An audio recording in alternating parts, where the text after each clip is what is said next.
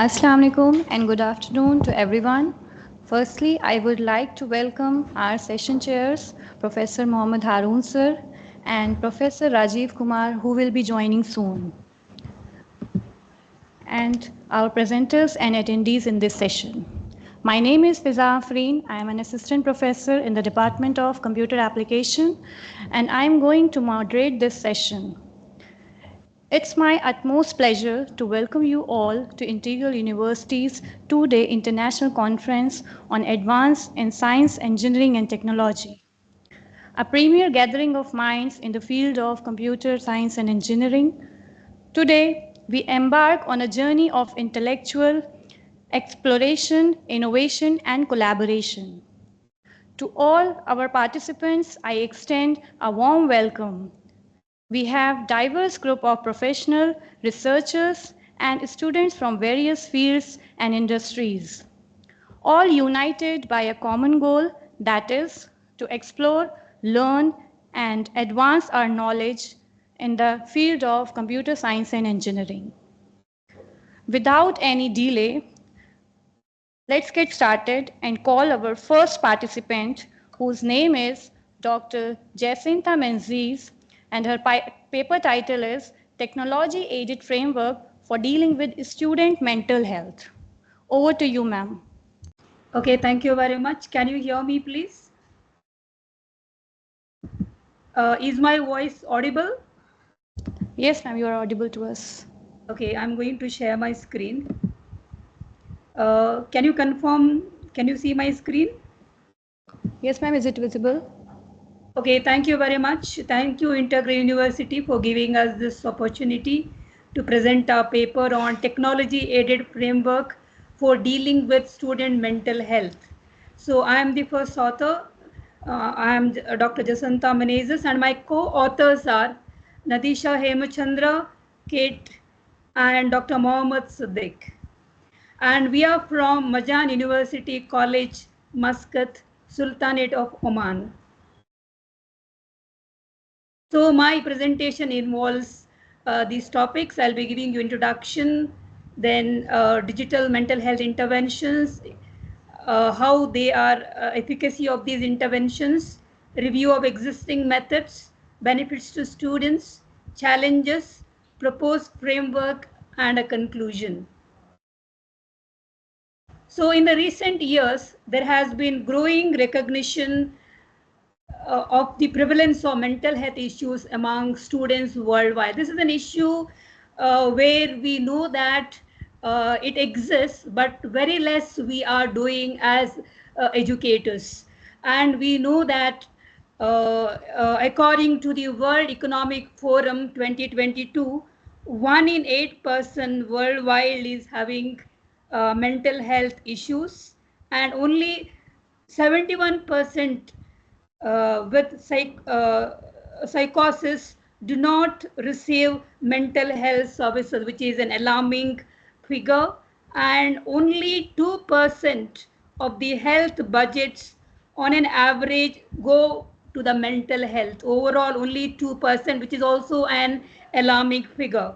I want to present before you another figure from Zelmer from 2016, carried out in US, which says that 75% of the college students do not seek help for mental health problem, which I can confirm it, because in our institution as well, we have an counselor, but students do not go even after referring to the counselor. And 1 in 4 students, college student, suffer from some kind of mental health. Maybe it is a mild, moderate, or it may be a severe case. Severe cases are obvious, but these mild and moderate cases are not obvious outwardly. And 44%, according to this article, 44% of the American college students report having symptoms of depression, and which is not which is common even in Asian and Middle East students. So our main approach is technology-aided interventions are particularly applicable to university populations, because Everyone is using technology now, may it be laptop, may it be mobile phones or any smart gadgets. So these interventions are particularly applicable to university populations due to their ease of access, cost effectiveness for big groups. So there are multiple benefits of using technology in mental health. So basically, we can use predictive analytics, virtual reality therapies can be used, or brain computer interfaces are available, personal treatments are possible, mental health chatbots are available. These are some of the examples of available applications in relation to mental health, but we will go more, these are very general. I'll be giving more specific later on. So when we reviewed the literature, there are many scholars who have tried to evaluate the effectiveness of the technology in mental health of the people in general. So they identified that CBT, that is cognitive behavior therapy based interventions, they significantly reduce both depression and anxiety symptoms post interventions, and they are also helpful to reduce psychological, psychopathological behaviors and negative thinking. And exposure based interventions are very applicable for stress and anxiety. They can be elevated via relaxation techniques, and virtual reality and video based interventions specific for phobias and different disorders, phobias and different disorders can be assessed online through these platforms, and we have personalized online interventions are possible, which enhances user engagement and adherence, and they are perceived more helpful by individuals with higher levels of stress and those with a history of mental illness, because students do not want to disclose their identity and they feel that this is more comfortable rather than meeting a counselor physically. So this is, as per the literature, I am presenting you the benefits of technology.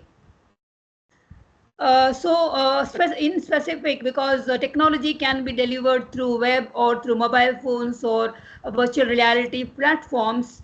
So some review on these technologies. So web-based platforms like there are available platforms like Feeling Better, ThoughtSpot offer online resources such as cognitive behavioral therapy techniques, and peer support forums accessible via internet, which are suitable for university students seeking mental health support.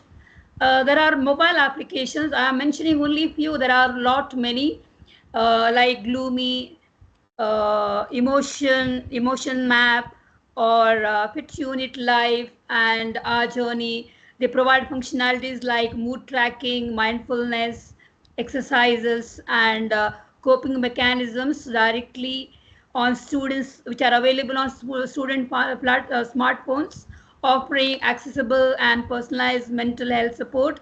There are virtual reality platforms used for psychotherapy and psychological skills training, providing students environment for therapeutic exercises like exposure therapy and relaxation techniques, enhancing treatment effectiveness in controlled settings. There is also a metaverse which has come a bit newly now utilized in education to exercise students to provide a virtual reality exposure. So they can, it is potentially offering virtual classroom or therapeutic environments that provide mental well-being. And we have online counseling platforms which are secure and confidential services through, which can be through chat, video calls,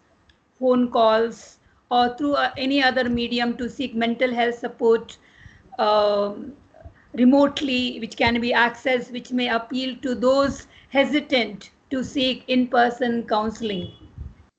So how these are beneficial to students? So technology can benefit in terms of enhanced accessibility, like web-based platforms and mobile applications. They provide like fingertip access, like they are available at their own space, at their own time.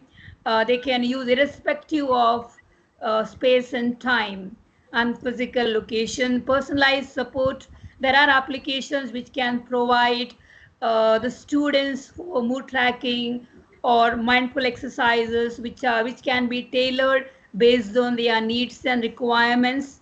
Innovative innovative therapeutic techniques which are available through VR applications, which enable immersive and controlled environments for these type of interventions, like exposure therapy or enhancing uh, treatment effectiveness without real world consequences.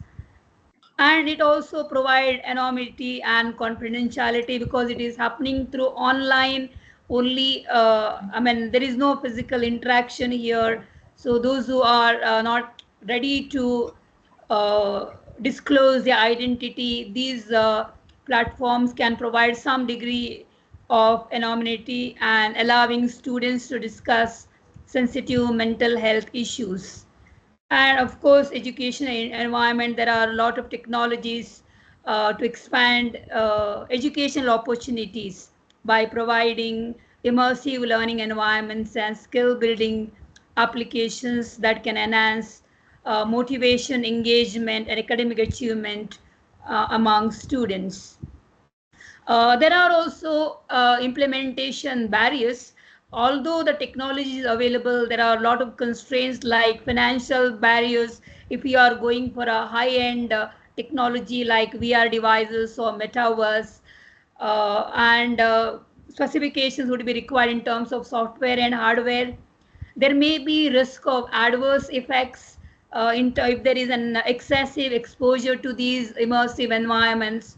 It can fire back, and identity and self-esteem issues, like by involving too much in the virtual world, students may distance themselves in terms of physical social interaction and technical limitations. There will be some type of impact from uh, these type of technology, which may provide some kind of visual discomfort or hardware constraints. So this, we have both sides. Know what next? So we have an issue. Students are having mental health issues, and we have technology, but technology is also no foolproof. So what do we next? Should we keep quiet, or do we need to do anything as educators? How do you go about? If you look at like in Middle East, I'm not very current in Indian education institutions, but in Middle East education institutions, especially in Oman, it's mandatory for us to have our student professional counselor in the college, so that mental health issues of the students could be addressed. So now how do you do it? The problem what we are facing is we have a student counselor, but no student goes, very few student goes, although we know that there are so many students suffering from mental health issues. So what do we do next? So we want to provide a proposal. So first of all, every university has to have supporting resources. Now, physical sickness can be seen from outside, but mental health cannot be seen outside unless it is severe. If it is severe, maybe some symptoms are obvious, but if it is in the initial state, mild cases or moderate cases, these are the cases which are not visible at all. And according to the statistics, a good number of students, more than 70% of the students, are having some kind of mental health issues. So the first thing university could do is have the supporting resources. Maybe create awareness among staff and students, and make them know that it is not something to be hidden. It is normal to discuss, and let us provide them mental health resources, provide them mental health education, let us conduct workshops and events on mental health and well-being, and maybe workshops or counseling service, which again, it can be a mandatory requirement based on the requirement of the education ministry. So what we want to propose is we can use technology. Maybe I will not suggest to go for VR and metaverse, which has its own challenges. We could at least use which are HIPAA and GDPR compliant applications, which are available, commercial applications which are available at low cost, which could be used by the education institutions. First of all, this can help in screening and identification. For this purpose, we could use mobile apps or AI driven screening tools, where at least we are able to identify. This can be done by students themselves, to identify whether they really have anything with them. So if it is mild cases, students can have digital self-help resources, which they can, when I say mild cases, maybe mild symptoms of depression, symptoms of stress, or symptoms of anxiety, which normally may not be happening frequently, maybe occasionally that happens, which we have considered as a mild cases, and which everyone goes through, especially students when they are exams are nearing, assessments are nearing, they go through a lot of stress, anxiety, and depression if they are not getting the score that they require. So every student, some point of time, they go through these mental health issues.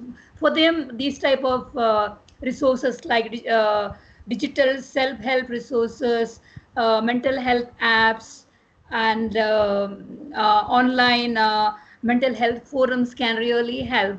The next one is the moderate cases, which where again the same type of issues can happen, depression, stress, but which is happening frequently, and which is affecting their academic performance. What we are doing in our institution is, like, when the student is not progressing, we put them into risk. Like if they are not progressing 50% or more, we consider them as student at risk. These students, I can say that they are having most probably they may have moderate cases of mental health issues, and that is what is affecting their what is that, academic performance. That we can find out using our one-to-one session with them. So for them, maybe telepathy platforms or CBT programs and wearable devices. Now we have a lot of wearable devices which are available through smart watches or mobile phones, which can help them.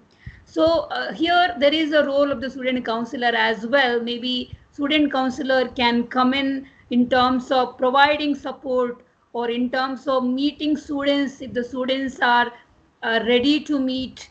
There may be some students who are ready to meet, or even the where the student counselor can understand from the predictive analytics what is going on, what is the pattern, what type of mental health issues are faced by the college students of that particular institutions. Maybe it's some particular issues are prevalent, some are not so prevalent, maybe in some category of students. So these type of things the student counselor can come to know, and he or she can provide supportive I'm sorry to measures to the interrupt you. institution. Sorry Yeah. to interrupt you, but make sure that you should obey the timelines as well. Yeah. How much more time do I have? You are already over time. Only 10 minutes Okay, are given. only last slide. This is Yes. done. Okay, I just wanted to show the last figure. So here, predictive analytics. I went for federative learning. Why? Because here, this keeps the confidentiality and security of student data. That's why I'm proposing the federated learning. Next is the conclusion. A framework will enhance accessibility and personalization effectiveness of mental health support to the students, and holds a promise to promote early intervention. That's our main purpose, early intervention, rather than waiting to the physical symptoms to appear. And of course, privacy and security is very important in this particular framework. Thank you very much.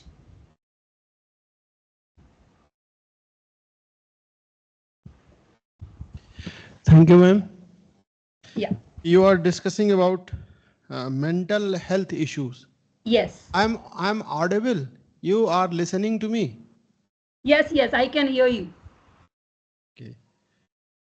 You talk about the various factors that are going to affect the ward, the kid, the student, and they are actually having, they are suffering with the mental issues. Yes. Uh, it's my suggestion, if possible, you may include some data set only for Yes. the uh, only for the validation of your thought. Yes. Like we are having so many machine learning approach, that's from which we can find out the exact value, how many percent of a student they are actually suffering in this time by the mental health. Yes. Overall, your concept is very clear and you discuss a wonderful thing, the important issues of the society. And definitely we should understand which we should take care about to our ward, our kid, our children, and we should counsel the children's about the mental health. Thank Yes. you very much, ma'am. Thank Yeah, you. thank you very much, Chair. Yes, in fact, it's an ongoing research. I think this is our way forward where we want to practically see where we, especially looking, our focus is mainly on students, college students. Yeah. So, thank you very much for your suggestion. Thank you. Thank you very much. Yeah. Thank you for your insightful presentation, ma'am. And now our second session chair, Professor Rajiv Kumar, has also joined the session. I would like to welcome him. And is there any query would you like to ask Professor Rajiv Kumar, sir?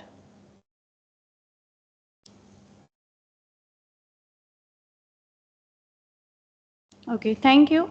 So we should move towards another presenter, Mr. Shahid Ahmed Wani. His paper title is Evaluation of Single Cell Integration Techniques and Methods. Over to you, sir.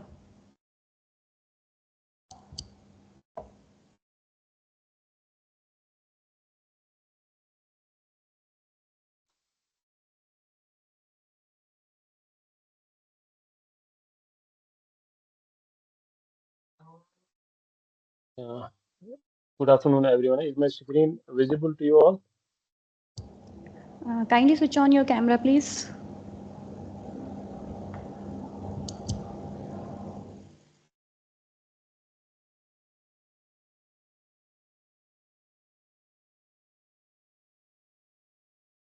Now, is my screen visible to you all?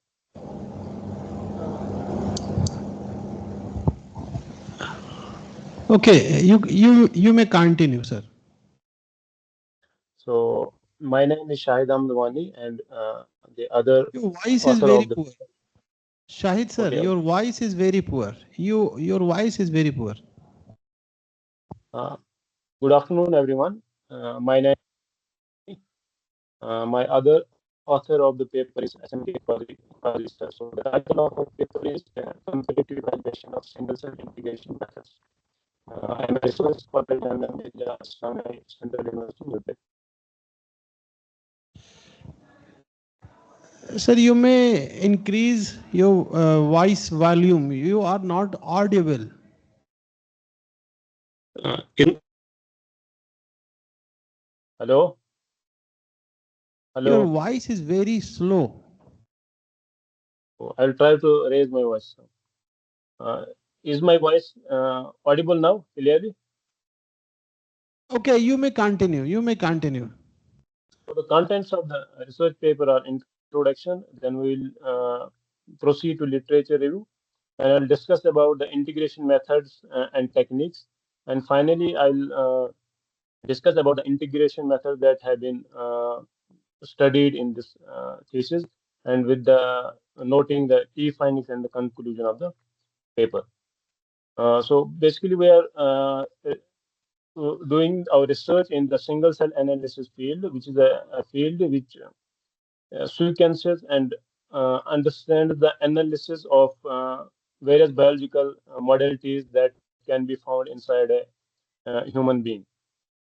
So there are various modalities such as gene expression data is there, the genomic data and transcriptomic data, and other proteomic data. So these data holds the pivotal strength for various research applications, and that can discover and help us to deal with the disease and health issues of human beings. So there are two ways of sequencing these data. Earlier, the bulk analysis was used for sequencing the data, which would take the average of all the gene expression that is found inside the cells of total cells in a transcriptomic data.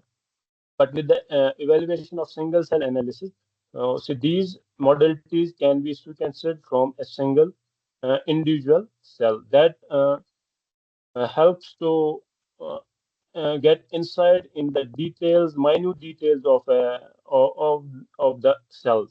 So uh, there are various challenges that are found while dealing with these uh, modalities. One of the this challenge is the batch effect. The batch effects are when you sequence data from multiple technologies, that you are using different technologies, the batch effects can arise. And the other challenge is the sparsity of data. Sparsity is the when you sequence the gene expression from single cell. For sometimes due to the technological barriers, the genes which are expressed uh, tend to give the data of, say, multiple zeros. We are not able to sequence these data perfectly. And then other challenge is the heterogeneity of data. This review aims to evaluate these methods which have been proposed for integration of the methods that can help us to deal with the health and disease of the human beings. So here, for example, the scRNA-seq is the one of the technology which sequences gene expression from the single cell. And various methods have been proposed for integration of multi-omics data. So multi-omics is the when you sequence multiple modalities from the same cell. For example, gene expression, proteomic data, and other data from the single cell. So various techniques that have been employed for by these methods include matrix factorization, canonical correlation analysis, variational Bayes, manifold alignment, and deep learning method. So here there are some positives and the limitations of these which come with these techniques. For example, the matrix factorization method, it enhances the analysis and visualization. We can better visualize the data using this technique, but it has the limitation that it cannot deal with the non-linear data, which the single cell data is. Similarly, the canonical correlation analysis uncovers complex relationships and integration multiple biological data types. But it has limitation that it can only deal with the linear relationships, but it cannot deal with the non-linear data types. Similarly, we can find other positives and negatives of these techniques. One of the techniques that has been recently employed with these type of data is the deep learning technique. So deep learning technique can easily deal with the large and complex non-linear relationship. So this technique has been found significant in dealing with such data. Here are the various methods that have been proposed by various researchers for integration of single cell data. For example, the first column uh, gives us the details of these methods. For example, there are CRAP is one of the pioneer method that has been proposed by the researchers. And similarly, the other methods like Liger, MUFA, Nature, and these are various methods. And the techniques that have been used by these methods include CCA, canonical correlation analysis, and manifold alignment. And few methods that, like I mentioned, the deep learning methods have been recently included and proposed by various researchers. Among these deep learning techniques, variational autoencoder and autoencoder methods have been profoundly used for such kind of data. Uh, and these methods include multi-omics data. So they integrate different types of data. For example, gene expression and chromatin accessibility. Uh, and others may integrate three modalities of data. Say, for example, so the matcher method integrates DNA methylation, gene expression, and chromatin accessibility data. So uh, the more data you integrate, the more you can get the insights, more insights you can get about the health and disease of a human being. And these methods, say they deal with the paired and unpaired type of data. So paired data is known as that type of data where the multiple modalities have been sequenced from the same cell simultaneously. Whereas the unpaired data is that type of data where you sequence the same modality, for example, gene expression, but these data are sequenced from different cells. Here, the applications of these data have been also included in this table. Like, one of the major application of all these methods is the integration of the data types, integration of different data types. So while surveying these methods, we find some crucial findings have been found, and these are listed here. So one of the uh, application of these analyzing these integration methods is that it can help in advancing medicine. So for example, have a, we can we can have a personalized medicine therapy you in various critical diseases, for example, say cancer and other immunology type of disease. Uh, and we found that there are various challenges while dealing with such kind of data. One of the challenge is the integration of multimodal data.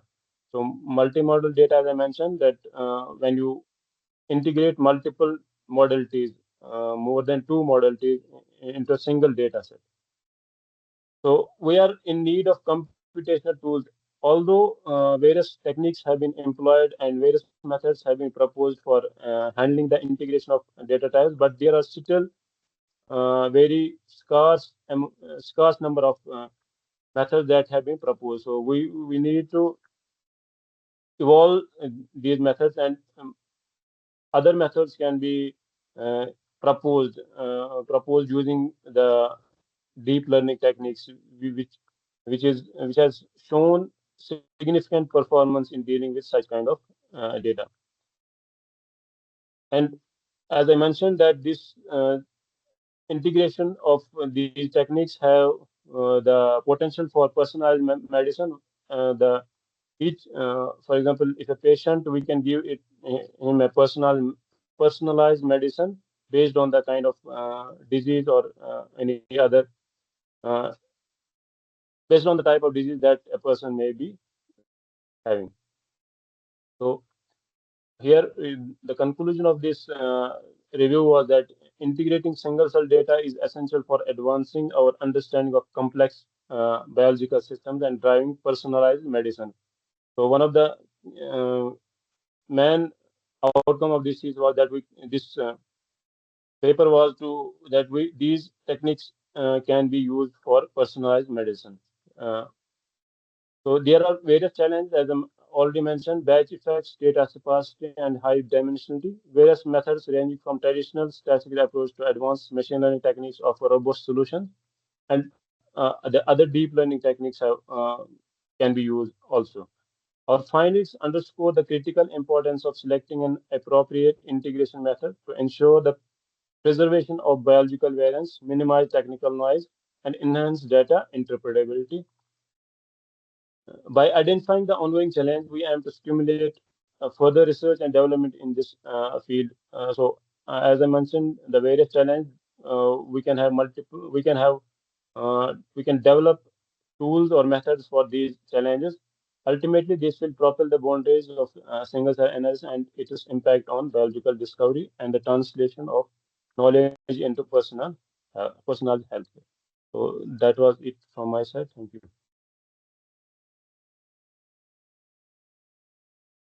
Thank you, Shahid sir. You are working somewhere this time? My No, voice sir. is clear. Yes, yes, sir. Your voice is clear. I'm not working, You sir, are working anywhere. somewhere in this day. No, sir, I am not working. I am presently a scholar at the Jamia Millia Islamia University. Your So, research paper based on single cell. integration, yes. Single cell means, as I came to know, you are talking about optimization theory. So we can say, You try to provide us a simple solution of any complex problem by the single cell technology.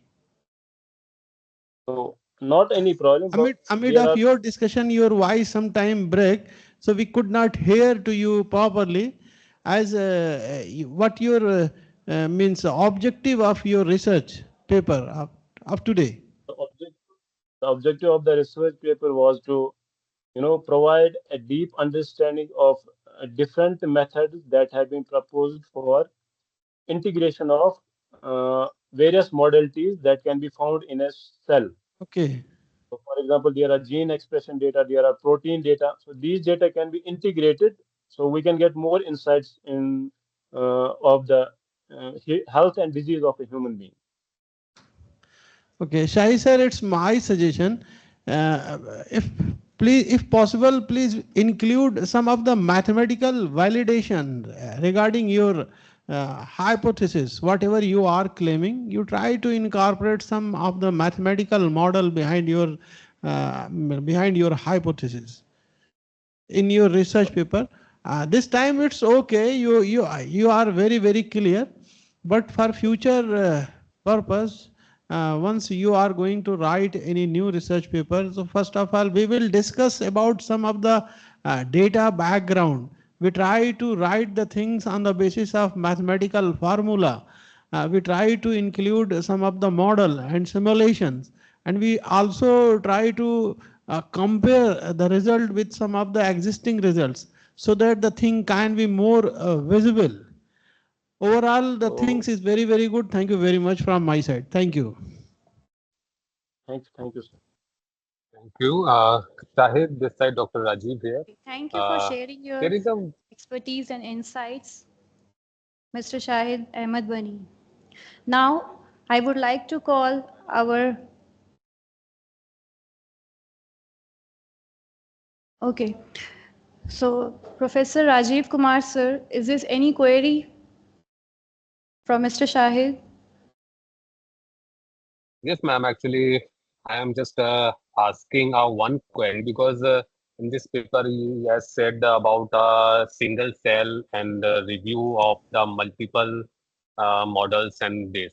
So there is a one question means have you heard about the data set of this kind of single cell modules or something else? Yes, sir. Shahid, am I audible? Yes, yes, sir. You are audible. Yeah, actually, because you have already told me about that means single cell means proposed model in your paper. So I'm just asking about then is there any data set to be available for this kind of implementation or tools? Yes, sir. There are multiple Data data set. sets. There are multiple data sets that have been, proposed for this kind of research. There are And various data. have you checked it or implemented in your any of the means model or something? Yes, sir. I have implemented but those papers have been communicated to the journals. So maybe in the future you will come to know regarding, if I get to publish a paper. There are various kinds of. So actually, we are proposing a method for integration of the multiple, modalities. Okay, okay. Then how many data set to be implemented in your research papers? There are two papers that have been, that we are working on. Actually, No, in I'm one asking paper, about data set. How many data four data sets? sets. We are implementing our method Four on data four data sets. sets. Okay. How many attributes are there in your data sets? There are,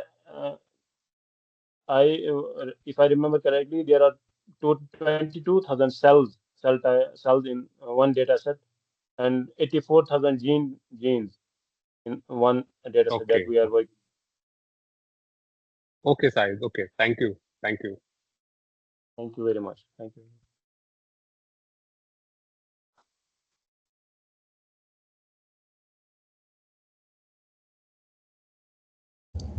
Okay.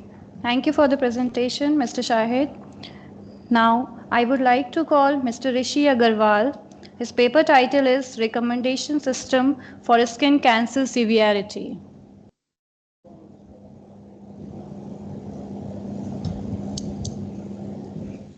Hello.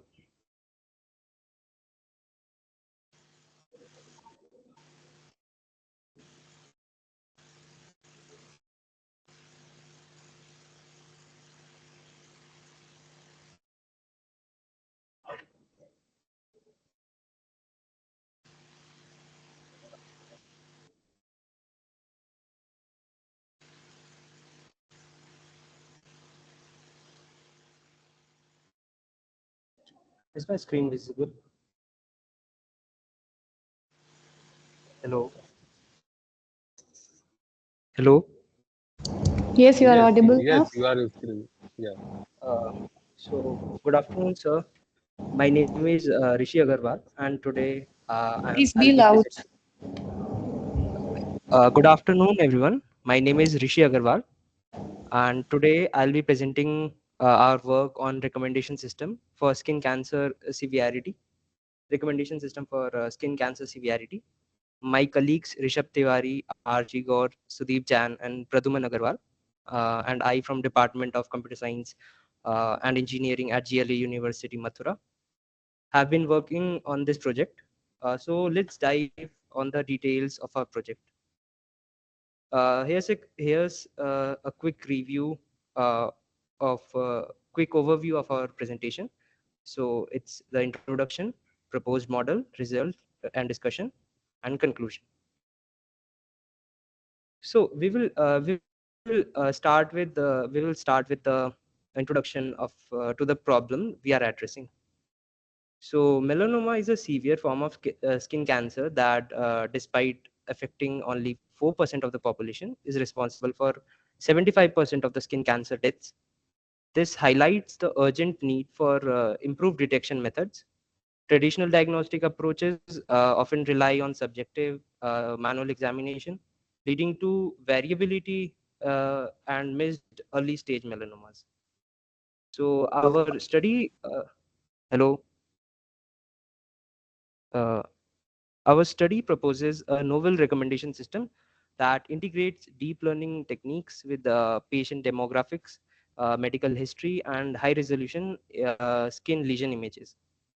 By using convolutional neural networks for image feature extraction and traditional machine learning for clinical data analysis, our goal is to enhance diagnostic accuracy, reduce variability, and support early intervention stages. So, so our proposed, so let me walk you through the model. We start by collecting annotated demographic images of both benign and malignant lesions. These images undergo pre-processing, including resizing, normalization, and augmentation techniques such as rotation and flipping to make suitable for model training. We also used a generative adversarial network GAN to generate high quality synthetic images that are combined with our original data set. This approach enriches the dataset, improving its diversity. The core of our system is a VGG16 deep neural network, which we fine tune with the augmented dataset using transfer learning. So this process ensures that the model is robust and generalizes well, aiding in the accurate and efficient early detection of skin cancer. So our skin cancer severity prediction model has achieved an accuracy of 78%. This significant improvement is due to the integration of the GAN, which enhances dermoscopic image generation. By training the pre-trained VGG16 model on both clinical and synthetic images, we have ensured robust predictions across diverse data sources. Additionally, we developed a mobile app using Android Studio, Java, and Firebase to facilitate early skin detection, cancer detection using smartphone photos. The app allows the user to download their skin lesion, define areas of interest, and receive instant classifications. This tool simplifies health management and support proactive care. So these are our accuracy curves of the proposed model, and this is a table which shows that what is the accuracy, precision, recall, and F1 score of our proposed model. So in conclusion, our project underscores the importance of evaluating pre-trained models across diverse datasets to assess their applicability in specific image classification tasks, such as skin cancer severity and others. Our model, with an impressive 78% accuracy, demonstrates its efficacy in classifying skin lesion and holds promise for clinical applications. As we move forward, the insights gained will contribute to advancing automated diagnostic tools and treatment strategies in dermatology. However, it's essential to consider that ethical implications, accuracy, and reliability of such systems. While our recommendation system serves as a valuable decision support tool, it should complement, not replace, professional medical advice and diagnosis. So, thank you, and I'm happy if you have any questions. Thank you very much, Rishi Agrawal. Yes, You are the faculty member of GLA University. yes, sir. And you had worked with a recommendation system for skin cancer. Yes, sir. And the model that you adopted is CNN. Uh, yes, sir. CNN Basically, means it is a yes, you capture the image, and by the CNN you try to extract the image feature, yes, sir. and after that you have shown us directly the result. The intermediary part means once the image attribute we extracted, then what the thing that we do on the data means what you did on the data after the extraction. So it's like we have trained our VGG16 model on the images, on the dermoscopic images, like which are taken by the equipments like dermoscope. But in areas like in rural areas or the areas where we are not able to uh, use those devices, we can take the images from the camera, and we have implemented a GAN model that converts the clinical images, which Okay, tries to okay, I convert it. missed the part. GAN model. By the GAN model, you formulated the result. Yes, sir. Uh, So actually, what it does is it takes clinical images and tries to convert to similar dermoscopic images, so that we can, uh, if suppose we don't have a dermoscope in that area or in that region, then also we can predict our results more accurately. Thank you very much. Your research is very good, and that this one is actually in these days are more demanding in the medical colleges. Majority of people they are working on such kind of research. Thank you very much, Rishi, from my side. Thank you, sir. Dr. Ajit, sir. Thank you. Rishi, actually, just I want to know about that. You have already recommendation system, design a recommendation system in the medical area. So that is a basic advantage of means more predictive and more efficient advantage of your research. I want to know in a single line. Um, what our model does is uh, it basically uh, tells the user or the person that whether in the early stages whether he is having or she is having a cancer or not. Like we can detect Okay, early you, in the you early just stage. diagnose us means cancer prediction system. Yes. Am I right? So it So recommends that you have whether we should go to a doctor or what should we do? Like after can means recommendation person can go to the doctor for the means yes testing and something like that. for the yes, like our model But doesn't. early stage, Yes, sir. yeah, but early stage you have already means in a basic scenario of your prediction means Yes, you sir. have just right. So have you any expert person in your research who has just identified that data set and that is a right advice of this? You have So already currently, contacted any doctor, any something. currently we haven't did that, and one of the reasons why we need to improve our accuracy is that only. So we will work Okay, upon like increasing the accuracy. okay, that's great. That's great. Thank you, Rishi. That's great. Thank you, sir. Thank you, Rishi, for being a part of our conference and sharing your ideas with us. Now Thank you. let's move on to our next candidate or presenter, Ms. Deepika. Her paper title is Brain Tumor Detection Using MRI Images in CNN.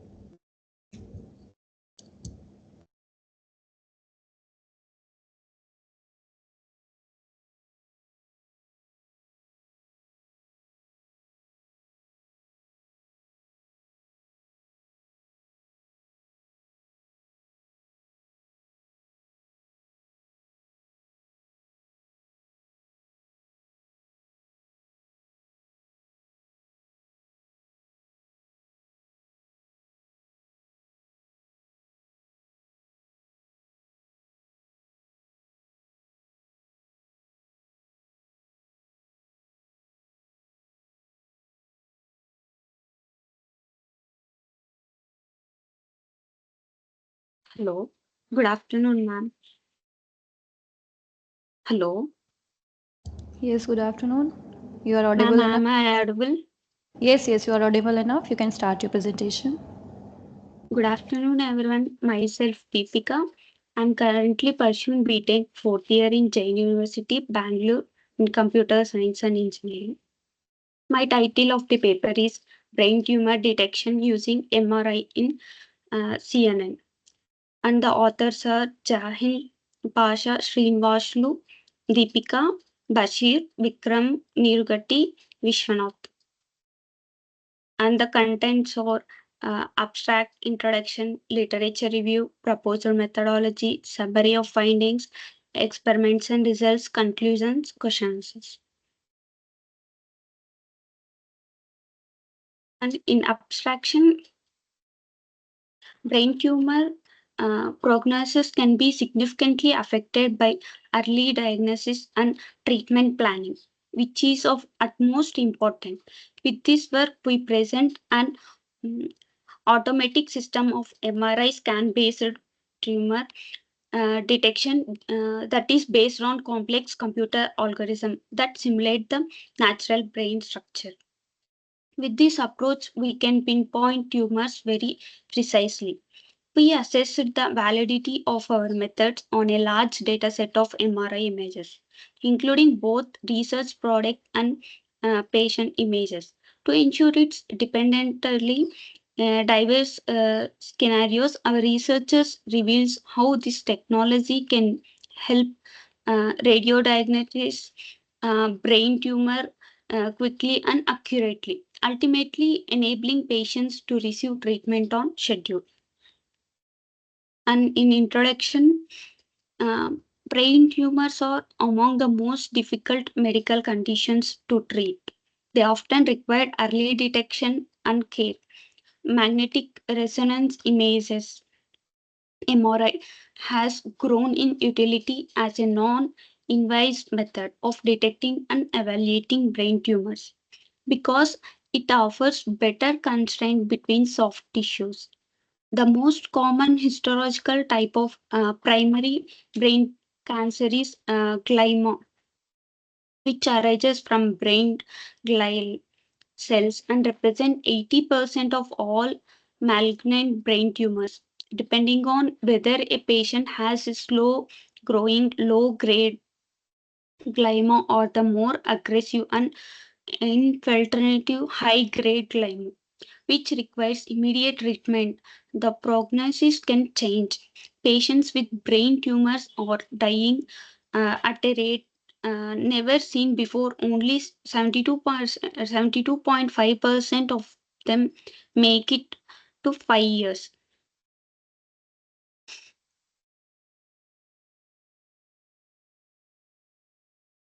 And here you can see the red mark indicates the tumor position in different cases.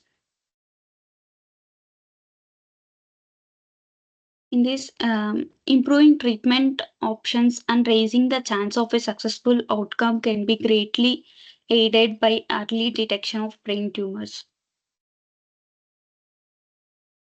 In literature review, um, in MRI, brain imaging are two of most difficult and demanding tasks that one can encounter. These tasks involves removing a significant portion of an object. In order to achieve the best possible segment return on investment and to stimulate various approaches from various perspectives. Scholars from various fields are working together in this area. These days, segmentation using neural network yield and results, and its application is expanding every day. Using special FCM algorithm and mathematical morphological procedures and establish the entire segmentation process while reducing computing time. 92% of cancer diagnosis and 86.6% classifier accuracy rate were the consequences of the suggested solutions. Lack of testing to the assessment phase. And in proposal methodology, segmentation and detection method uses two different models to automatically determine the threshold value and divide the image into foreground and background. This technique involves determining the threshold in order to minimize the weighted sum of the deviations between the two classes or intra-class variance. In component analysis, to remove the skull section in the final stage of the process. We use it to connect component analysis to separate the brain region, filtering and enhancement. For better segmentation, we need the maximize image quality while minimizing noise. As brain MRI scans are more prone to noise than any other kind of medical imaging. We use a Gaussian blur filter in our work to reduce the Gaussian noise in brain MRI, which performs better than segmentation.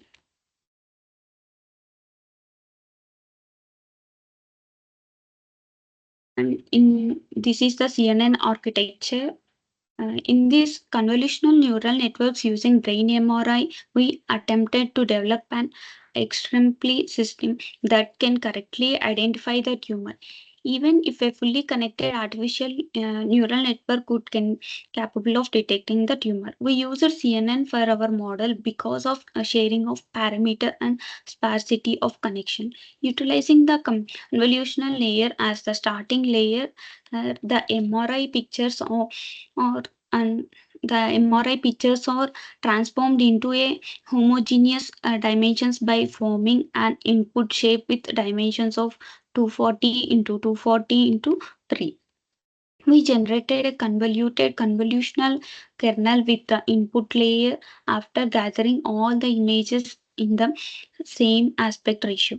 This kernel is administrated with 32 convolutional filters, each measuring 3 by 3, and is supported by three kernel tensors to prevent this from correlation with the output. ReLU is employed as an activation function reduce the special dimensions of the representation used in this convert is designed gradually to cut down on the total amount of variables and network computation time. In summary of findings, the research shows how CNN can be used to develop a more accurate model for tumor detection. There were two fully connected layers used. The dense layer was represented by dense 1 and dense 2.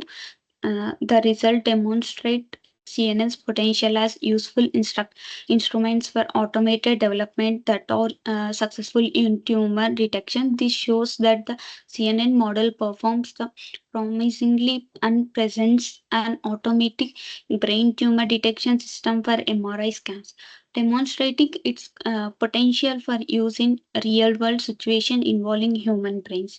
Our findings demonstrate that radiologists can use this technology to reliably and swiftly diagnose brain tumor, which will eventually help patients receive treatment on time.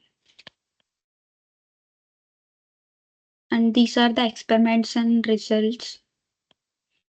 The current study has presented a similar network architecture for brain tumor segmentation using multimodal images.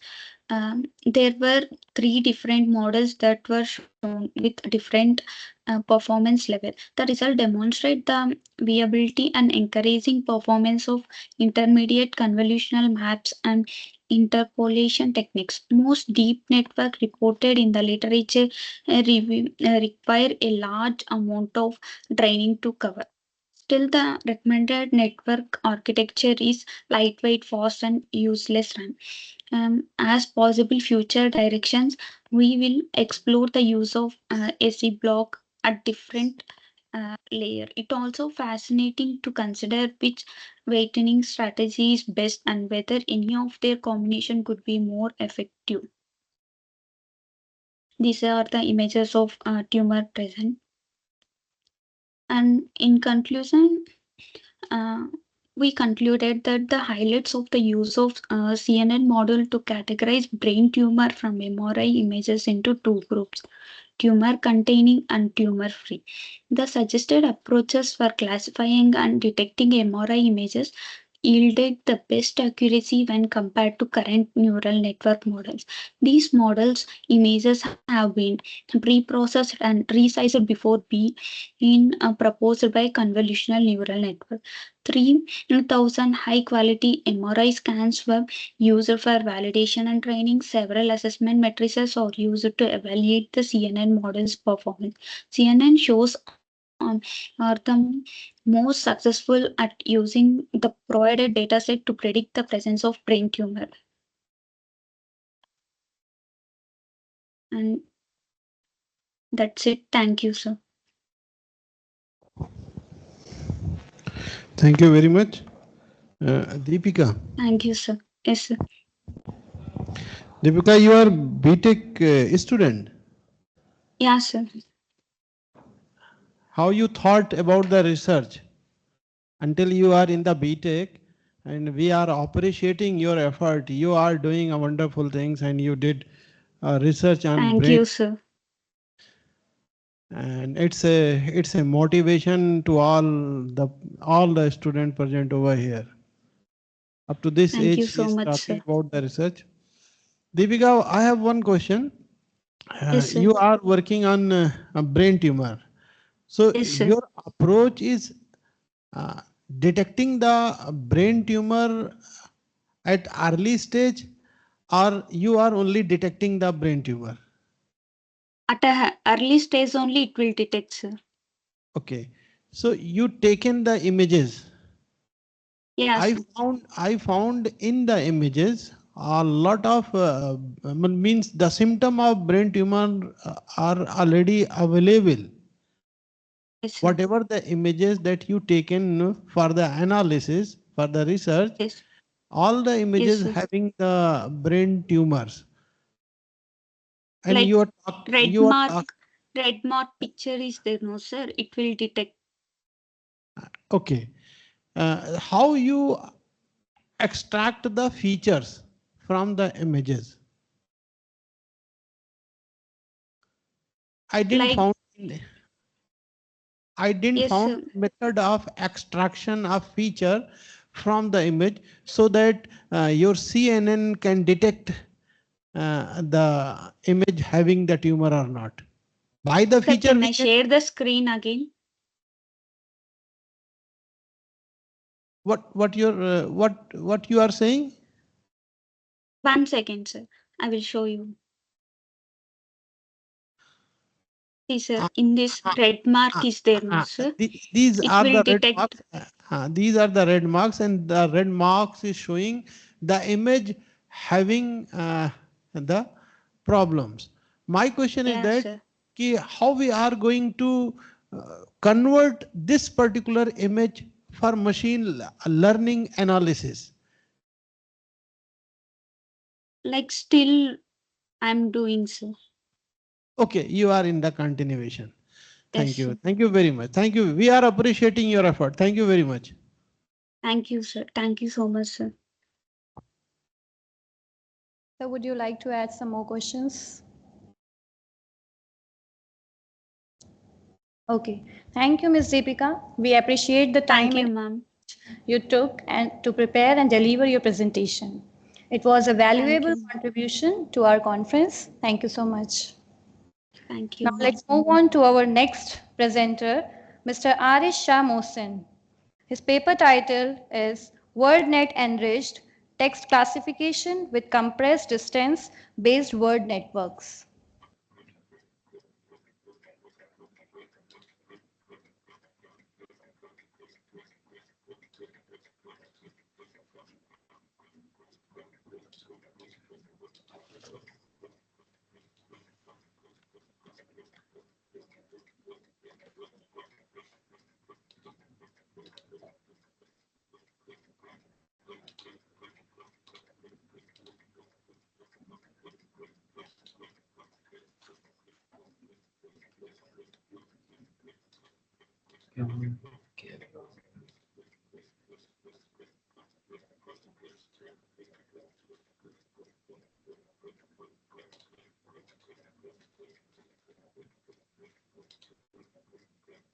You should switch on your camera as well, sir.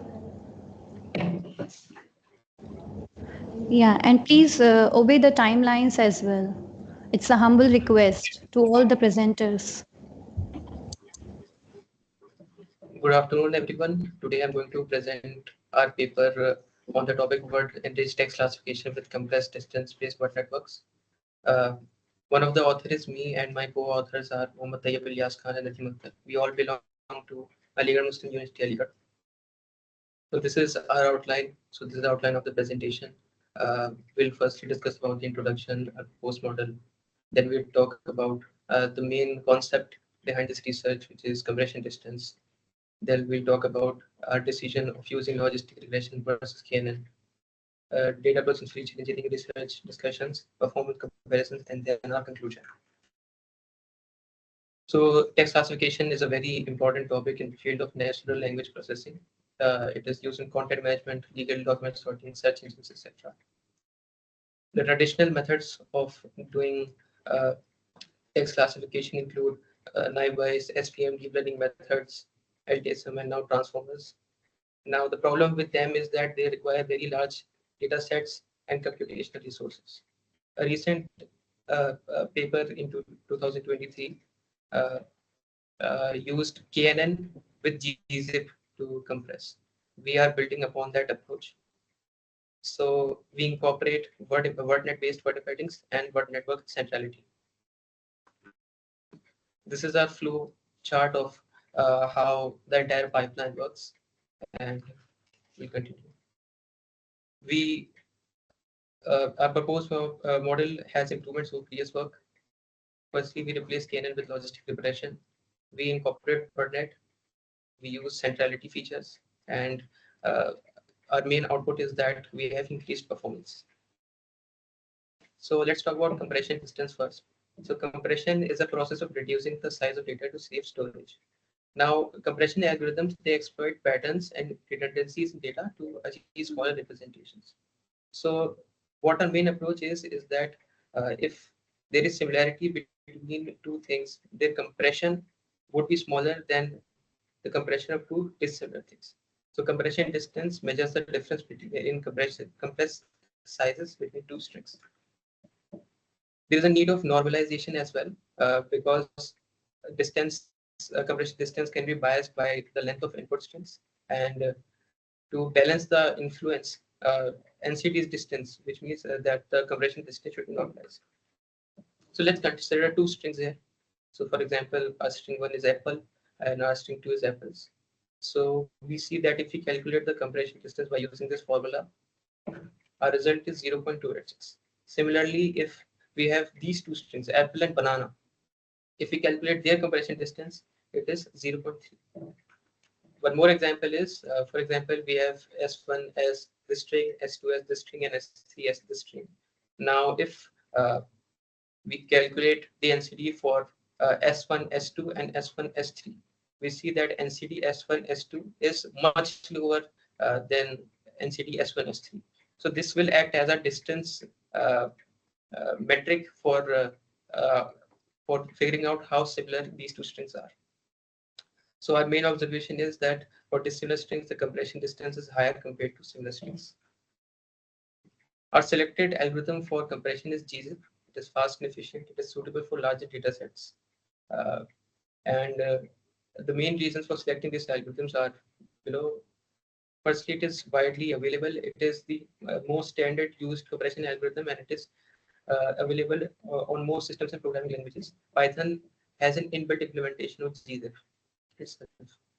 It is a good balance of speed and compression. Now, this is the reason why it is used most frequently as well, and it can effectively capture textual patterns as well.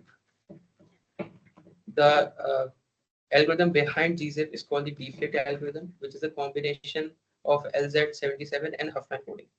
Both of them are compression algorithms, and their advantage is that they are efficient and they are flexible as they are suitable for various types of data. Now, how compression algorithms can be used in multiple cases. For example, one very big advantage is if we want to detect in dialects, in different dialects. So, for example, there are dialects different and slightly different than the standard language. If we use traditional models, we'll have to build new vocabularies. But here, because there is no vocabulary part in our calculation, so distinct dialects like the African American vernacular English, which is different from the normal English, can be used without uh, uh, changing the vocabulary.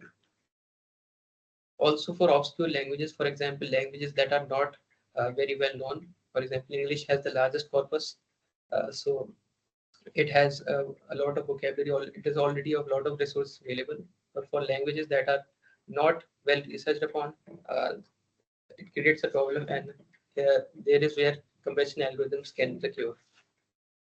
For example, Marathi. So this paper in 2024 created a Marathi hate speech data set using this compressed approach, and it allows us, because Marathi hate speech, this is itself a very niche topic. So gathering data or models is very difficult. So here this can help a lot. Our choice of logistic regression KNN, we firstly the paper this base is based upon uses KNN, and through our research we found that logistic regression is more suitable to KNN. This is because the first point that logistic regression is more linearly separable. High dimensional sparse features are easily capturable by logistic regression, while KNN might struggle with them. Logistic regression is very fast to train, and it optimizes convex function efficiently, and it is suitable for large data sets. Interpretability is also better in logistic regression because we can understand the impact of individual features. While in KNN, we are already detecting only relying on the majority class level of yes neighbors. So there is no feature extraction. In performance, we already discussed that logistic regression has superior performance. So in summary, logistic regression, we preferred it over KNN because of its simplicity, interpretability, efficiency, and scalability.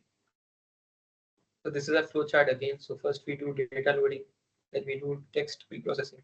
Then we calculate the TF-IDF vectors. We enrich them WordNet. We do compressed distance calculation. We build the word network. We do the centrality calculation. We do feature and sharing with centrality measures. Then we do our model training and evaluation.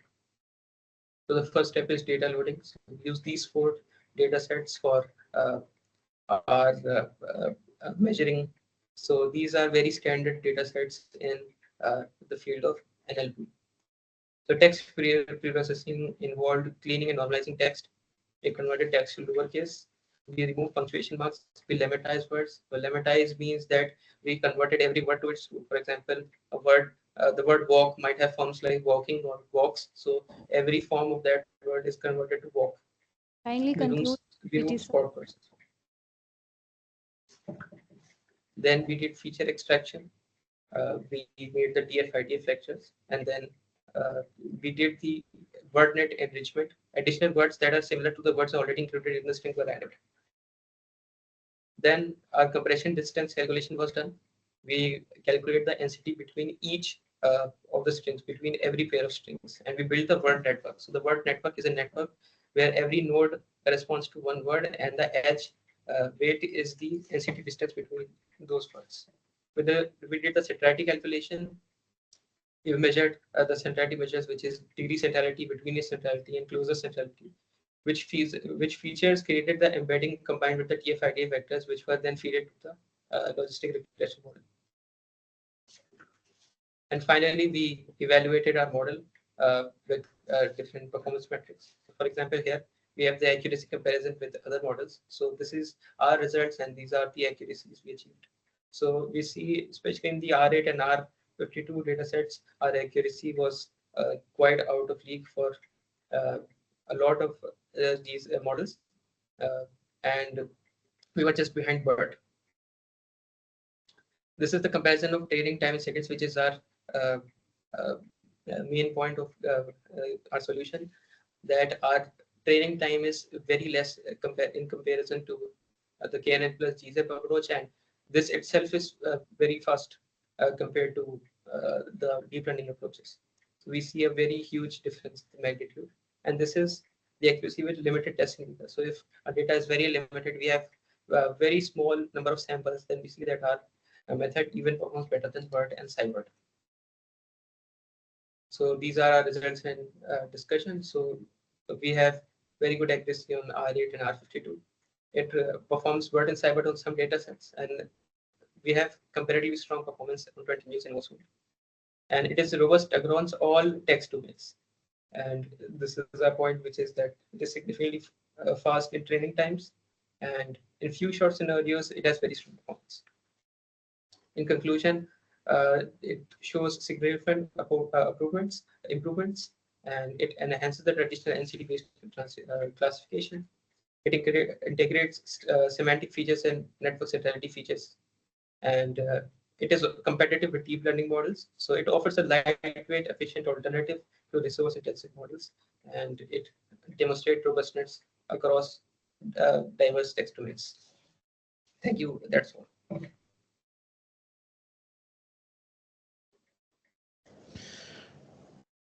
Thank you, sir. Word, your topic is. Can you open your first page, first slide, please? Word net enrich text classification with compressed distance. Okay, what are the application of your for the society? How you thought about this particular topic? Sir, this topic, because sir, the paper that I mentioned, this paper here, I read it and I implemented it myself, and then we thought of how can we improve it, because this took a lot of time to train. So we then changed care into logistic regression. It improved the performance and adding uh, the word embeddings and adding the TF IDF in the embedding increased the accuracy. So uh, that developed the approach. I found a lot of numerical formulation.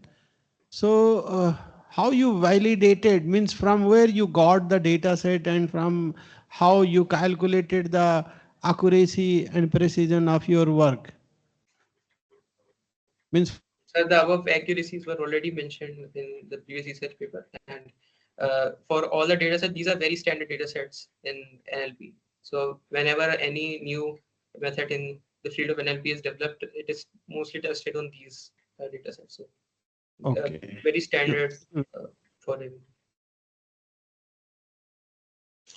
Thank you very much. Thank you.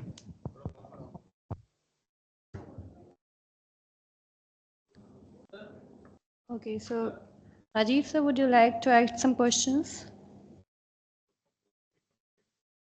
No, ma'am. Thank you. That is okay, ma'am, from my side. Okay. Thank you, Mr. Arish Shah Mohsin. We are thankful for your willingness to share your research and expertise with us.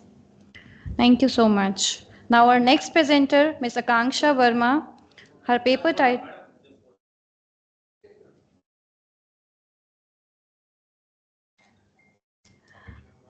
Okay.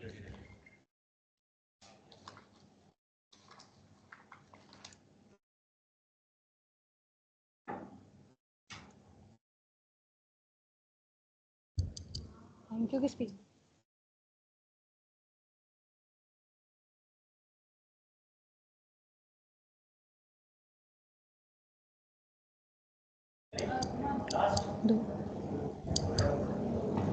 Okay.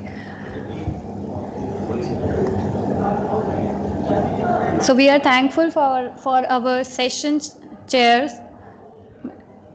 Professor Harun sir, for giving his invaluable time to us, for making our conference successful. Thank you, sir. So our next presenter is Ms. Akanksha Verma. Her paper title is Unlocking Healthcare. That is a critical examination of access to India's public health system. Over to you, ma'am. Am I visible, ma'am? Yeah, you are visible, ma'am. And audible as well. Okay. I hope my slide is visible at your end. Yes, yes. Yes, ma'am. Good afternoon, everyone, and especially panelists. I, Akanksha Verma, is going to present paper on unlocking healthcare, a critical examination of access to India's public healthcare health system. Basically, this paper is amalgamation of medical and as well as legal domain. I will be talking about the medical health aspect basically in context of the legal reforms. So my paper is basically consisting of introduction to the India's healthcare system. And this introduction will be comprised of both historical and present context. After that, I will be dealing about the government initiative, pre-independence and post-independence, especially post-independence, the government initiative which has been taken, reforms which were being included to upgrade and make easy accessible to healthcare reforms. After that, I will be dealing with the challenges which have reached every Indian, especially the people who are not able to access the public healthcare system, is what they are facing. And then I will be proposing certain reforms and will be dealing with that further. So I will be going with my first slide as introducing the health concept to every person. Health is a concept which we usually take as an individual aspect in an individual capacity. But health is essential for societal well-being and economic productivity. As if one individual is fit enough, then he would be contributing his or her efforts in the concerned economy. So the economy of the country is somewhere being interrelated with the health of an individual, and we are obviously seeing now the contribution of the budget, the percentage of the healthcare sector which healthcare holds in the Indian budget. So if we will go about the importance of health, we will be finding the reference from the historical aspect. India may be new to the technical advancement. India is standing a lot behind in context of the technological advancement. But if we'll go with the historical reference, we'll be finding a remarkable achievement which India has received in the age-old era. There are a number of references, historical references, scriptures are being produced, which will easily produce an evidence that India was not behind. India is in fact, one of the country which has made a commendable contribution in the medical science. Some of the references which I have cited is Shrushtra Samhita, Agastya Haridaya, and Charak Samhita. These are the historical documents where the medical practices, the provisions related to the surgery, the Ayurvedic practices, all are being referred here. So we are technologically new, but our roots are no, our references to medical advancement are quite old.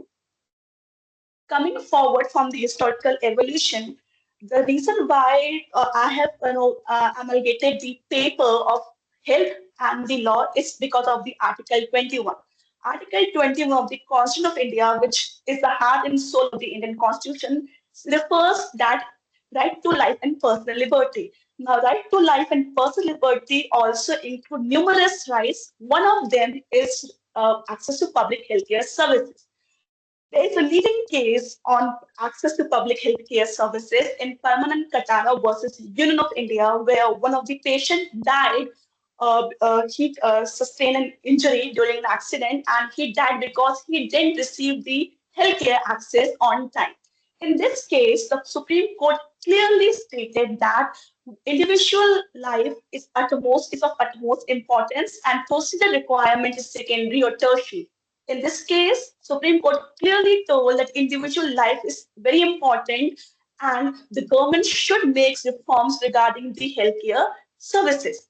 Now, if we talk about healthcare structure, we have talked about the historical references, the constitutional importance. We will be coming, with regard to my paper, I will be coming to the main aspect about the healthcare system. Now, India's healthcare system, if we talk about, is basically bifurcated into two categories, public and the private. In reference to my paper, I will be emphasizing on the public healthcare system. Now, public healthcare system is tertiary in nature, primary, secondary, and tertiary.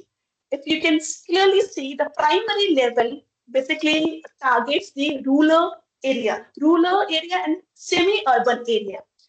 Those area which is not coming under district are coming under, with certain population are coming under rural category. They have community healthcare centers, primary healthcare center, sub-center. Now, apart from with the person's requirement, the healthcare services move further. Then from primary, we will be moving towards the secondary. We have number of hospital in the district. Secondary uh, level, secondary tier system basically targets the district patients, the people who are living in a district. Apart from that, we have third tier, at most at the apex level, we have medical colleges. So depending upon the condition of a patient, the patient is being referred from primary to secondary to tertiary. This is the healthcare structure which we have in India, which India has adopted post-independence. Now, the thing is that basically after that I will be dealing about the government initiative in public healthcare sector. Basically, the government initiative, they are basic. I will be citing three major government initiative at present point of time: National Health Mission, Ayushman Bharat Pradhan Mantri Jan Arogya Yojana, and the National Rural Health Mission. All these three initiatives proposed by the government, central government, are basically targeting the people and helping the people in accessing the public healthcare services. These three initiatives somewhere basically ensures or try to give the insurance coverage, not if not 100%, but up to 50% of the accidental or medical claim. However, their implementation varies from state to state as health is a matter of a state policy. The government, the central government initiative varies from depending from the state to state academic, medical plan which they have opted. Now, these health missions claim to achieve remarkable, achievement, but they also have a very large number of, list of, potential list where they are particularly being criticized. After government initiative, I would be coming to the challenges. Although the government initiative are there are number of hundreds of plans which the state government is providing, which the central government is providing, but I will be coming on the challenges. In healthcare system, where they're basically, I will highlight three challenges. Inadequacy of fundamental healthcare structure. Now, before you is basically basically a uh, data which says that the percentage of the government initiative, the percentage how much the government was involved. As you can see, India has 4.55% of the budget, and if the government initiative, if we talk about the in context of the GDP, we have 1.28. Primarily before, from the time of 2019 to 2022, India has spent 4.55% of its budget in the health sector and only 1.28% of the GDP, which is very, very low. In context of the population we are having and in context of the WHO recommendations, we are having a very low amount of investment in the healthcare sector, which is yet to be considered. Although India has recently made an advancement where India has given a budget of 86,175 for its budget in 2023 to 24. But if you compare with the WHO guideline, we are suffering. We are lagging behind. The second the problem which lies is socio-economic barrier. Our maximum population, India's maximum population lies in the urban area and rural area and semi-rural area. And with regard to the number of doctors, number of hospitals we are having in rural area, it's very low. If we talk about the percentage of doctors available in regard to the percentage of the in regard to the population, we have one doctor over 1,511 patients, which is also against the critical norm, which is also against the WHO standard recommendation. WHO says that you have to have at least 1 to 500, 1/500 patients. But here, India is having double the ratio. India is having one doctor over 1,511 patients, which is going against that deadline. Upon that, basing upon that, I'm proposing that we should have the integrated healthcare infrastructure development model, which could focus upon the kind of the care the person is requiring, which would strengthen, expand the healthcare facility, especially in rural and undeserved area. Although we have less number of hospitals or doctors in the district, but we have very less number of doctors and specialized doctors and Ma'am, kindly abide nurses in by the time and make sure you should conclude your PPT. Yes, ma'am. So basing upon that, I'm proposing that they have to have integrated healthcare infrastructure development model. And secondly, we should have healthcare workforce enforcement and incentive model. The reason why the people are enrolling less in healthcare facilities that because of the less number of incentive an individual get. The nurses, the compounders, the doctors are made to work 24 hours, but as per the 24-hour, the amount of incentive they are getting is very low, which is quite exhaustive. And what the government should think about the increasing the incentive schemes. By increasing the incentive schemes, it will also try to, the government will try to popularize the area of the healthcare sector. Now, as a like upon this, I'll be discuss. I will be coming on the conclusion that the work. This work basically highlights the critical role that that good health plays in both promoting social cohesion and a robust economy. Even while India's healthcare programs such as Ayushman Bharat and universal health coverage appears to be very promising, but they still have many obstacles to overcome, like poor infrastructure, socioeconomic constraint. If we try to overcome these barriers, the India would be in among top 15 at least in regard to the healthcare facilities. Thank you.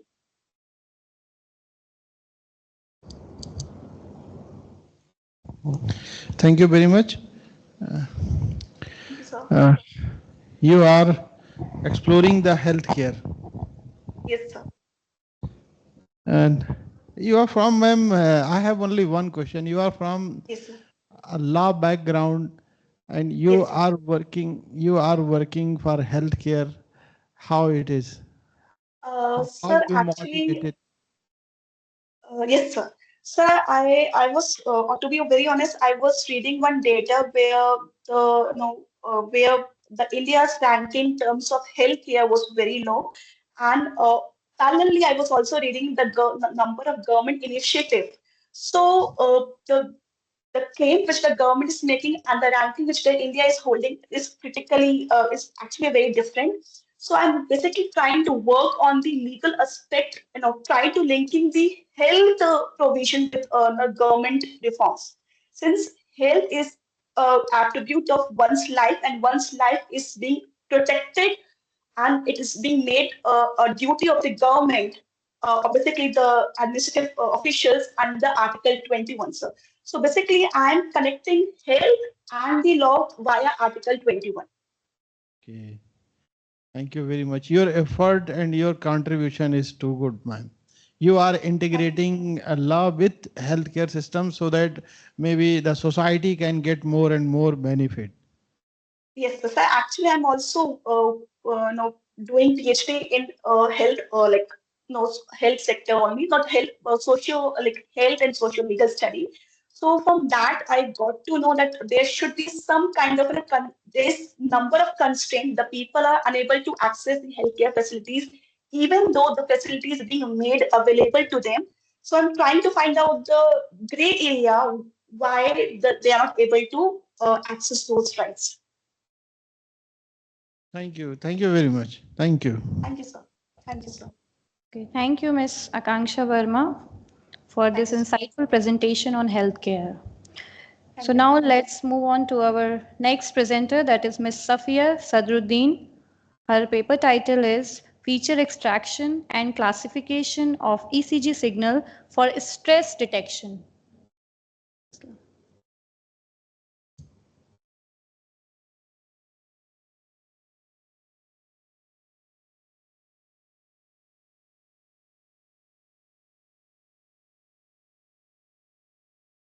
Hello, good afternoon.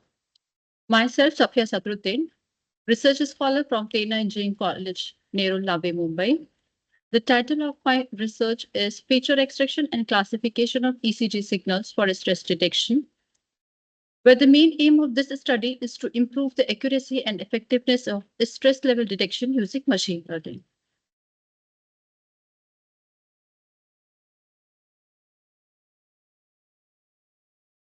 Slide does not change. Yeah, the outline of my presentation is I will be covering problem statement and motivation behind doing this research, then introduction, literature survey, objectives of this research, proposed methodology, results, and finally the conclusion.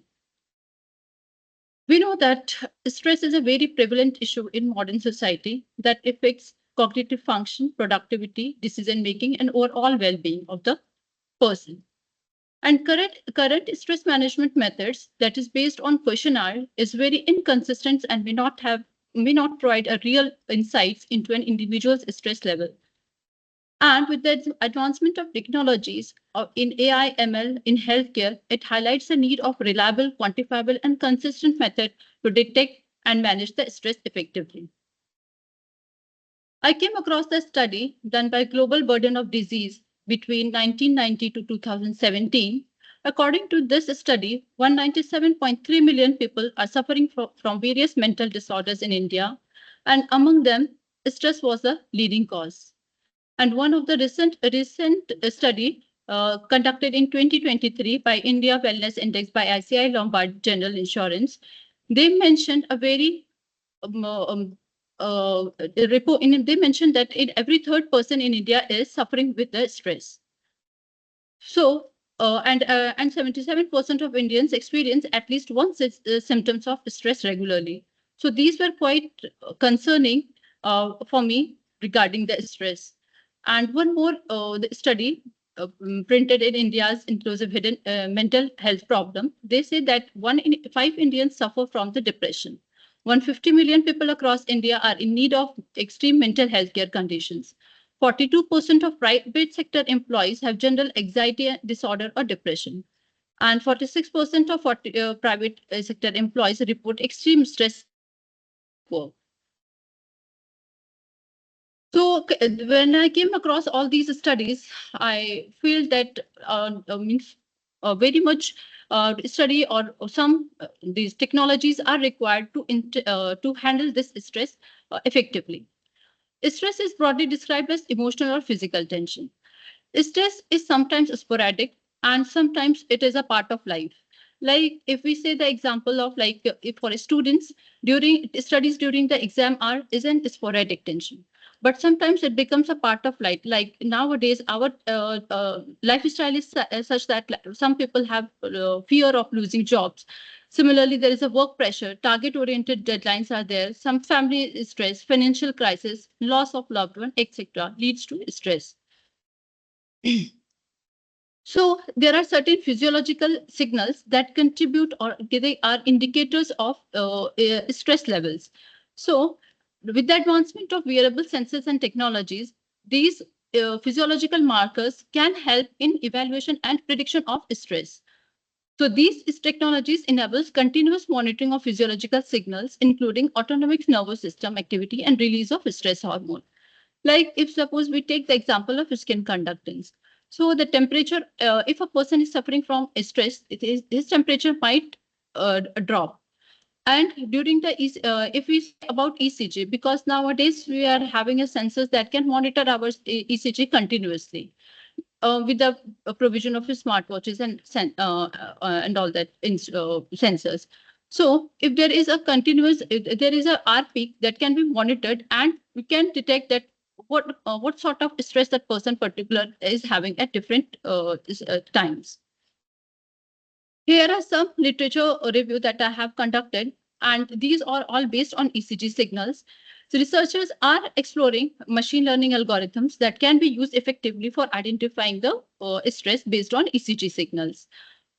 So here we can see different machine learning algorithms like decision trees, random forest, naive-based classification, and then advanced algorithm like CNN, BILSTM, MLP has been used. And the researchers have also got a very good accuracy, 92-93%. And here we can see that not all of those researchers contributed for feature selection. So here, yeah, there are some feature selection, but not everyone is contributing over there. So this was a gap that I have identified. If we are able to extract feature effectively, then it can contribute to the effectiveness of detecting a stress. And most of these data were based on swell data set. So the objective of this particular research study is to develop a machine learning model that can effectively classify and predict stress based on ECG signals. And here I have used two feature selection techniques, mutual information and variance, to reduce the dimensionality, address feature correlation, and identify the dominant features that are crucial for stress detection using the ECG data. And evaluate different classifiers and techniques in predicting stress levels with a focus on enhancing model accuracy and performance. And to contribute to the advancement of stress research by developing robust technologies and leverage ECG data and machine learning techniques for accurate stress detection and management. This is the proposed model. In this study, I have used 12 data set, which contains ECG signals that was collected from 25 participants that were involved in typical office works, and the data set was recorded at different intervals, sometimes with pressure and sometimes induced pressure to those office staff to simulate the real world scenarios. During exploratory data analysis, I found that the data set is quite imbalanced. So to balance those data sets, more technology was involved, and for feature selection, variance threshold and mutual information was used. And then different machine learning algorithms like decision tree, random forest classifier, and gradient boost was employed to classify the stress. So here are the results. From here, we can see this was the original data that I have that was recorded. There are more number of samples in no stress condition, then there is interrupt and time pressure. This interruption and time pressure both was related to stress condition. So after applying this mode so that we can have a balanced data set, and then mutual information of these features were find out, and based using select k best method, I have selected top 7 features that was contributing in identifying the stress based on ECG signals. The different machine learning algorithms that were employed was decision trees, random forest, and gradient boosting. From here, we can see that the random forest was performing best in identifying the stress accurately, as giving the accuracy of 98% as well as recall of 97%. So that we can say that, yeah, it is random forest is performing well for identifying the correct people with stress. Yeah.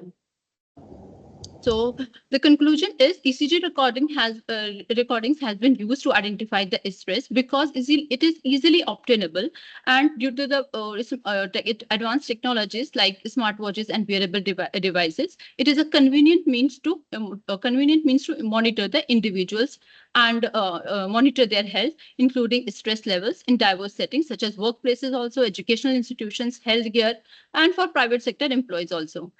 The random forest model results in highlights in its potential for accurate stress identification in real-world scenarios. It gives the highest precision, recall, FN score, and accuracy among all the models that has been tested.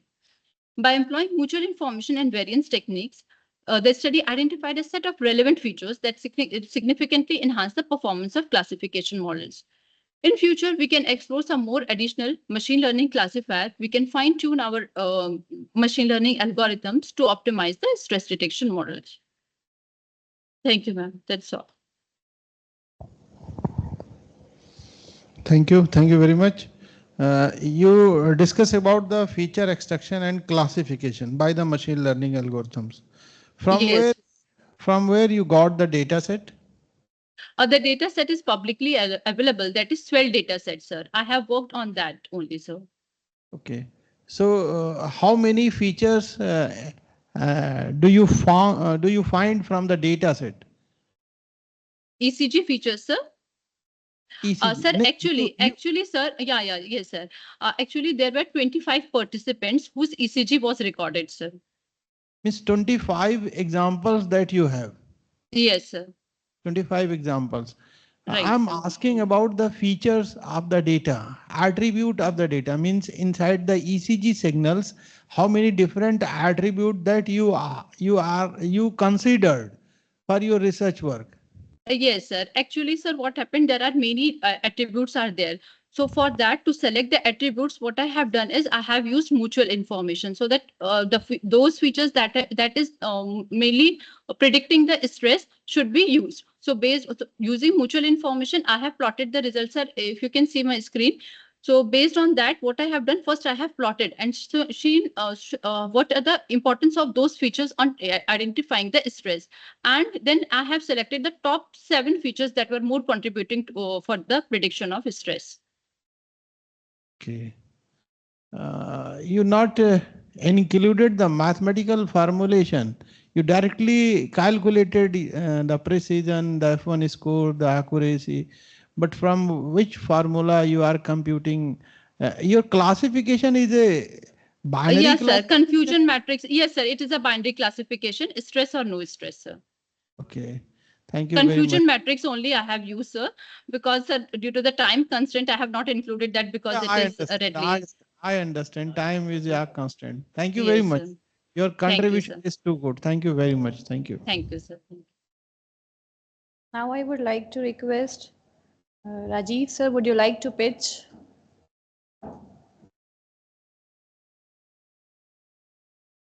Oh, ma'am, thank you. Okay. Thank you, Your sir. side. Thank you. So thank you, Ms. Safia, Thank for you, ma'am. being a part of our event and sharing your expertise with us.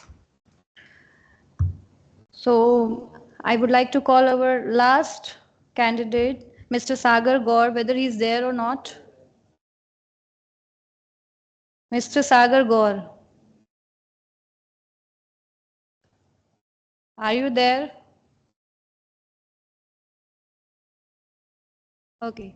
So as we have reached to the end of our session, Excuse me, ma'am. yes, Ma'am, sorry to interrupt you. Ma'am, can I take one pic? yes, sure.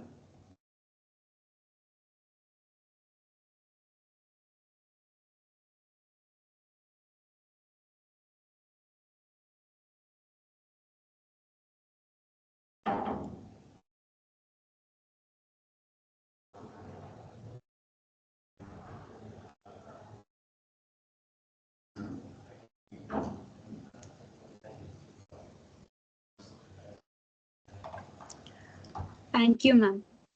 You're welcome. Thank you, sir. As we have reached to the end of our session, firstly, I would like to thank Mr. Haroon sir and our another session chair, Professor Rajiv Kumar sir, for taking their invaluable time from their busy schedule. And I would also like to thank the presenters and attendees for their participation and engagement throughout this conference. We hope you found it informative, inspiring, and worthwhile. We are grateful to our speakers, sponsors, and organizers for their contributions. Let's take the ideas and connections made here and apply them to make a positive impact on us. Thank you, and we wish you all the best for your future. And we will be resuming this session by tomorrow, as this is a day one for our conference. Integral University, Lucknow. Thank you very much.